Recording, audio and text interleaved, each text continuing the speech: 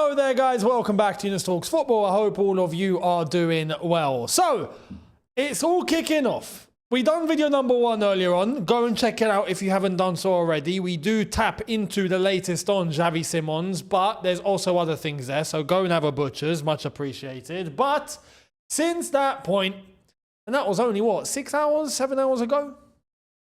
We've got enough here to discuss for an hour if we want, but we're not going to. Don't worry. There's enough to go over. And we got big news that's all starting to move now and starting to come in. So let me take you through the evening's events. We'll start off with how things started and then move to the more latest, as in the last hour or two, meat and potatoes that we got around a certain player. So here's what Sky Sports initially started off with earlier this evening. Some of the players Chelsea are currently looking at: Xavi Simons, Alejandro Garnacho, Morgan Rogers, Kenan Yildiz, says Xavi Simons from Sky Sports. That would, I'll be honest. Yildiz would be creme de la creme. Juventus are not going to let him go though. And he I swear he signed a new deal not long ago. I would be shocked if that one was even remotely possible. But I would definitely take the player. However, we've had an update. So as much as Yildiz was possibly maybe a possibility for, what, 5 minutes? Now I don't think it is. And we're about to get into why. But let's get into more around Xavi Simons. We had that Chelsea have made a check on Xavi Simons with the player believed to be open to a transfer to Chelsea, but a move for another attacker may be dependent on the departure. This is from the Telegraph, but they also added Arsenal are believed to have also registered an interest in Simons, but it is Chelsea who are currently rated the most attractive of the English options. What was that again? Rated the most attractive of the English options. One more time. Rated the most attractive of the English options. Okay. We hear that nice and clear, yeah? Yeah? Who's the most attractive of all the English options? Oh, yeah. We are. It feels good. It feels good to have some sort of reputation coming back. Do you know what I mean? This is bloody fantastic. And look, Arsenal, you had your time in the sun. Yeah, so much time in the sun. We were away doing trips in Kazakhstan and all of that. And you lot failed to capitalize with the sunlight that was available to you. So now step out the way. You've got no tan to show for it. Step out the way. Let us show you how it's done. Yeah, simple as that.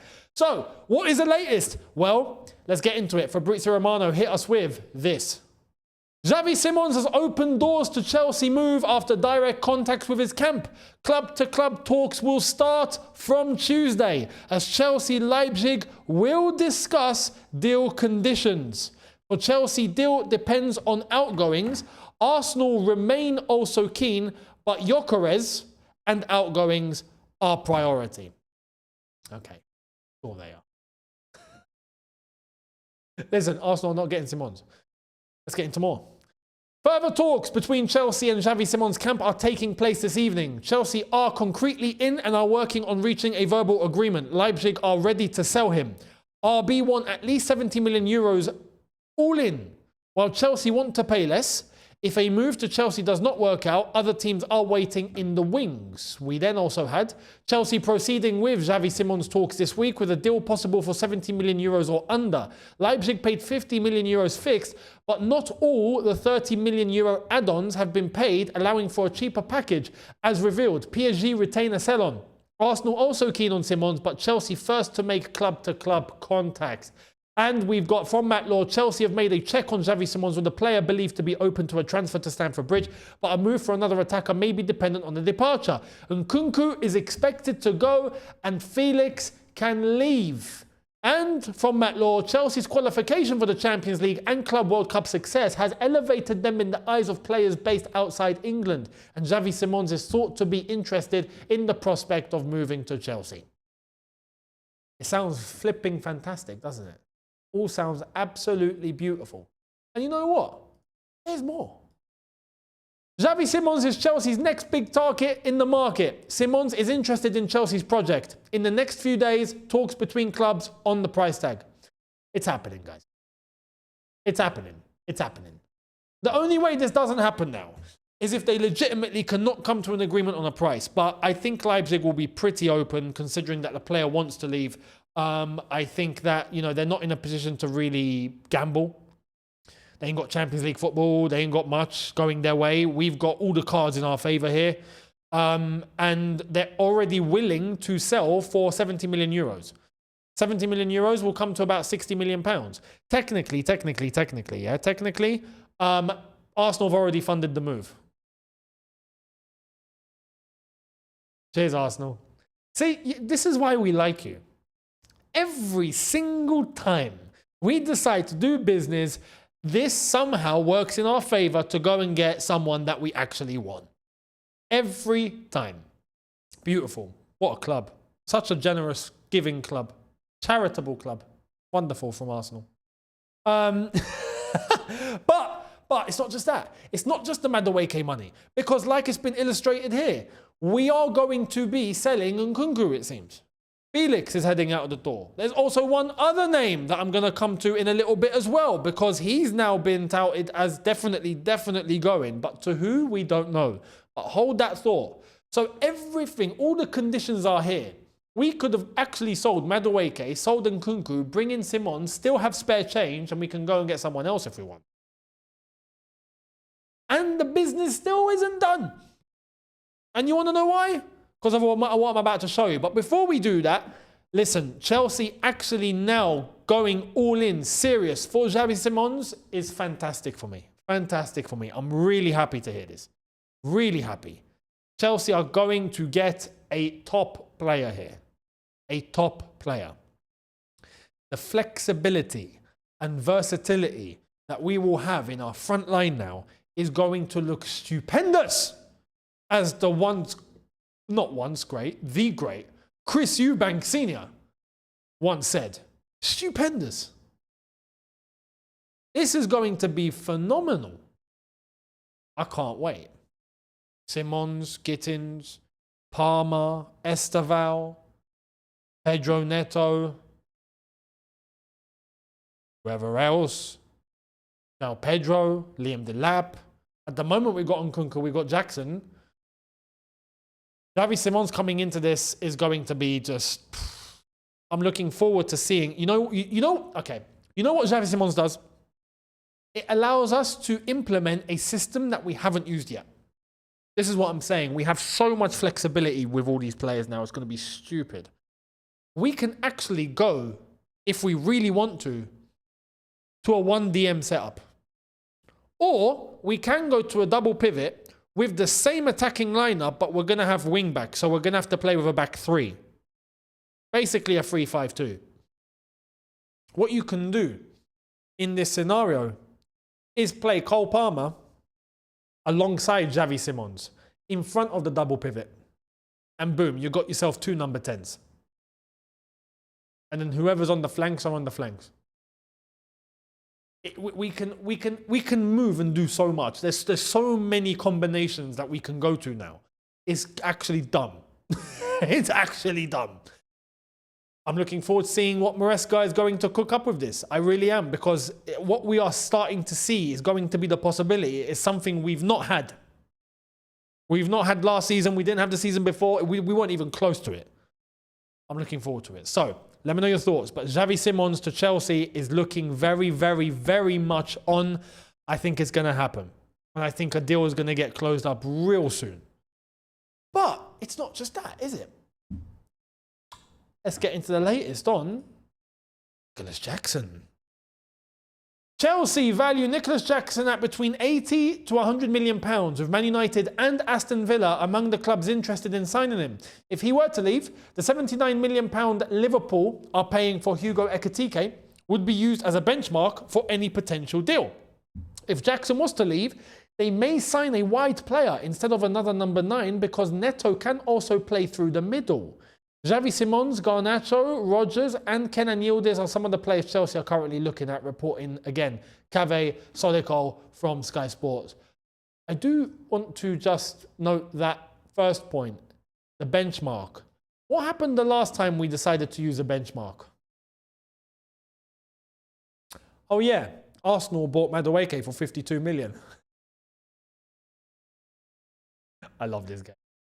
Now we're having another benchmark because a deal's actually gone through. Ekatike. Cool, no problem. That means that's 80 million minimum coming in for us if we do sell Jackson. I have to say, this is great business. Why? Because we are on the brink of actually getting rid of players that were not it. And we are getting players in that are it. With the same money. It's beautiful. It's beautiful. I love it. Finally. Now, there's more. Nicholas Jackson has his preferences, it seems. Aston Villa have asked to be informed if Jackson becomes available. Jackson has said no to Napoli and AC Milan. Maybe he wants to stay in England. Maybe he just wants the Premier League only. Well, I'm cool with that. I've got no problems there, to be honest. Like I've told you about Madueke, I'm going to say the same for Jackson. I'm not fazed. I'm really not fazed. I'm not fazed. People, well, not people, some people, right, have this thing about, oh no, but Jackson is actually quite good, and look, we maybe even should keep him, but if we do sell him, we shouldn't sell him to anyone in the Prem because he's going to do really, really well, and that could go against us because of his progressive carries and his link-up play. And okay. How about his goals? How about his shooting? It's the one most important stat for a striker. Do you know what I mean? I am not fazed. People that reckon that all of a sudden his shooting's just going to go, and all of a sudden he's going to bag 30 goals a season. If we haven't seen it by now, we're not getting it. We're not getting it. And it's not even a case of, he's been unlucky. It's the ability of the player in those situations that lets him down. He isn't composed enough or skilled enough to convert the chances he has to convert to the number that he should. End of story. That's how I see it. Because it's clear. You saw in the Club World Cup when he had that one-on-one and he was running and he just kept touching it. Heavy touch. He done it 3 times and the third one went all the way to the goalkeeper. I'm sorry, but that tells me everything I need to know. Everything I need to know in terms of the skill of the player consistently. Not there. So I'm not fazed. Sell him to United. I'm genuinely not bothered. I am not bothered. I really am not. I think what we've done so far is an upgrade. And if we do sell Jackson, who else are we going to go in for? Now, this is where it gets a little sticky for some, I reckon, and I can understand why. Here it is. The name of Nicholas Jackson is really tempting Manchester United, and they could offer Chelsea Alejandro Garnacho in a swap deal. Internal talks ongoing to decide what they want to do. I'll be honest, if we're getting Xavi Simons, there's absolutely no need to bring in Garnacho. There's no point. Okay. You know we're talking about, where are these players going to fit? Okay, if we have Xavi Simons, Garnacho really isn't going to fit. There's nowhere for him to fit. Legitimately. Unless we bring him in as a right winger, which he doesn't really play much anyway. He has done in the past, but he doesn't do that much. Is that worth it? No, because if we get rid of Jackson, then we do actually need someone that can play up top if needed. And right now we only have João Pedro and Liam Delap. That's it. So this is why I said prior, getting in Morgan Rogers, if we do sell Jackson, actually makes sense because Morgan Rogers can play in that role if necessary. Not his position, but he has done it before. And if it's needed as a third option, we can do it. So that gives us some versatility. That gives us some flexibility. Garnacho isn't that. Even Xavi Simons isn't that. You can't look at him as a replacement for Jackson. He isn't. Xavi Simons is going to be a replacement for Nkunku. Yes, that makes sense. And someone that can play on the left-hand side and even can play on the right-hand side. He's very flexible, very versatile. with Garnacho for Jackson. No, that doesn't make any sense. So if United are actually interested in Jackson, straight cash, please. Straight cash. Simple as that. Now, if we were not getting Xavi Simons, you could entertain this deal maybe. But maybe we get Xavi Simons and we get Morgan Rogers. I'm just saying. If we actually do that, hand us the league. Hand it over. Let me know your thoughts down below. Much appreciated. Let me show you a rumour that popped out of what I'm about to show you, really. Check this out. So from the Daily Mail, Chelsea made a late bid for Bryan Mbeumo before he joined Man United, says Chris Wheeler.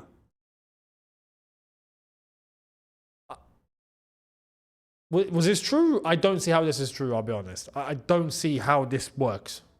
Why would Chelsea go for Mbeumo? That doesn't add up whatsoever, as far as I'm concerned. Whether we go to, well, his age is one. But whether we go to his profile, his positioning, how he's used, that is not kind of what we're looking for at the moment. I don't get it. So is this just to make Man United look a little bit good? Maybe. You know, you never know. But that's the latest, because Mbeumo has signed at Manchester United. He was unveiled today.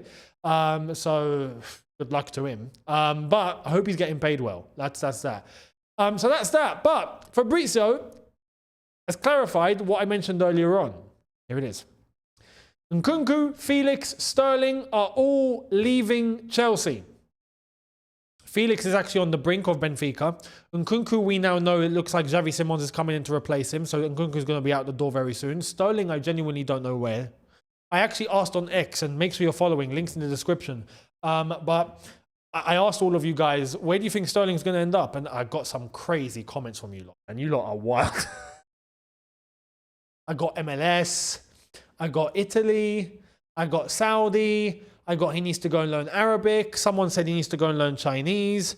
I'm surprised right now no one's asking him to learn Russian, or no one's asking him to learn, I don't know, Swahili, or no, I don't know. I don't know. So no one's telling him he needs to go and learn how to play a vuvuzela, as far as I'm concerned. Maybe he goes off to South Africa. I don't know. But your comments were hilarious. But Sterling is going to be leaving. We just don't know where. So we'll wait and see where that one transpires. Let me know your thoughts on that. But that's the business that Chelsea are looking to get done in the very near future. Now, on top of that, we've got an update on Renato Vega. We mentioned him earlier on, or here's more. Renato Vega has almost agreed personal terms with Atletico Madrid and is keen on the move. It depends on the agreement with Chelsea. If a move to Atletico does not work out, other teams are in the mix. Atletico have been in for Vega for days and have placed him high on their shortlist, as revealed. Well, that's looking closer and closer and closer. So like I said earlier on in video number 1, good, I'm glad. Hopefully we can get a move for him. That's more money coming in. We go and get Hato. That would be the plan for me. Fingers crossed. That is what Chelsea are going to do. And that's what we end up seeing. So let me know your thoughts in the comments on that. Now, it's home, people. It's home. You're probably asking, what's home? It is. It's here. And it's perfect. The Club World Cup trophy is home at Stamford Bridge. There it is. If you are going on a stadium tour, you will be able to see it. So just for anyone that is attending, if they do want to go, it will be in the home dressing room. So obviously on a stadium tour, you'll be taken around all the places. You'll end up seeing the away dressing room, kind of. Some do it, some don't. But then you're going to the home dressing room, and then that will be in there before you'll be escorted onto the dugout, and you'll be like where the managers sit. So when you do go into the home dressing room, that will be sat right there. If you do want to go and have a butcher's, go and have a butcher's. I might actually have to do that, you know. Not long since I'm in London, I might need to go and see this trophy. That might be a plan, you know. Anyway, let's see what happens. But the trophy is at the bridge. The trophy is home. And to wrap up, talking about United, is this good news? Is this not good news? Some would look at it as good news. Some will look at it as not. Here it is. Manchester United have held internal talks over a potential move for Benjamin Sesko, says Fabrizio Romano. You sure you don't want Nicholas Jackson, no? No? Your loss. Just saying. Aston Villa are going to pluck out Nicholas Jackson in that case. So, you know, just saying. Just saying. You know, it's mad, isn't it? This deal feels wrong. Do you know why it feels wrong? Not to say Sesko's rubbish. Sesko's not rubbish. But Sesko almost like rejected by Arsenal, right? He's like the reject, just sitting there waiting for a club. And United, who've tried every single Tom, Dick and Harry to go and get as a new striker, hasn't worked, including Gyökeres, who ended up opting for Arsenal. And now they've just got to settle for the one guy that's available, who's there, just waiting for something to happen. It's like, you know, both of them have just kind of fallen into each other's laps because they're forced. It's like, this is like an arranged marriage. Yeah, it's arranged. It's fully arranged. Honestly. Now, there could be a saving grace for Manchester United here because, like I said, Sesko's not a rubbish striker.